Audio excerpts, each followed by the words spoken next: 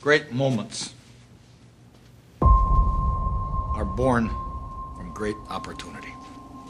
For the past 33 years, I have looked in the mirror every morning and asked myself, if today were the last day of my life, would I want to do what I am about to do today?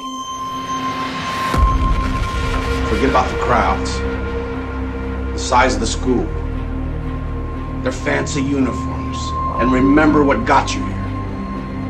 Focus on the fundamentals we've gone over time and time again.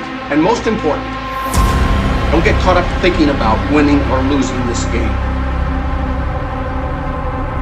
If you decide that area that you love, that you are going to master that particular area, in this era of accelerated change, overwhelming complexity, and tremendous competition, as you begin to develop and expand your skills and your talents and your vision of yourself, you will always be in control of your destiny. Every man dies. Not every man really lives. That would be important to me. That's something that my dad always told me. Strive for, earn the respect of your teammates, earn the respect of the coaches you play for and that you play against.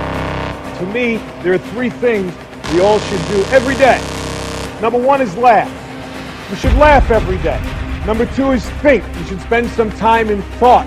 And number three is you should have your emotions moved to tears. Could be happiness or joy. But think about it. If you laugh, you think, and you cry, that's a full day. I had a very important person in my life come to me and say, who's your hero? And I said, I don't know, I gotta think about that. Give me a couple of weeks. I come back 2 weeks later, this person comes up and says, who's your hero? I said, I thought about it. You know who it is? I said, it's me in 10 years. So I turned 25 10 years later. That same person comes to me and goes, so are you a hero? And I was like, not even close. No. She said, why? I said, because my hero is me at 35. So you see, every day, every week, every month, and every year of my life, my hero is always 10 years away. I'm never gonna be a hero.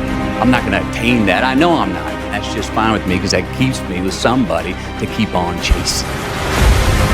And I guarantee a week won't go by in your life you won't regret walking out, letting them get the best of you. If you put your effort and concentration into playing to your potential, to be the best that you can be, I don't care what the scoreboard says at the end of the game, in my book, we're gonna be winners.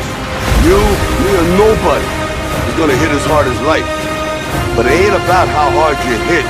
It's about how hard you can get hit and keep moving forward. How much you can take and keep moving forward. That's how winning is done. Because that's what living is. The 6 inches in front of your face. Now I can't make you do it. You gotta look at the guy next to you.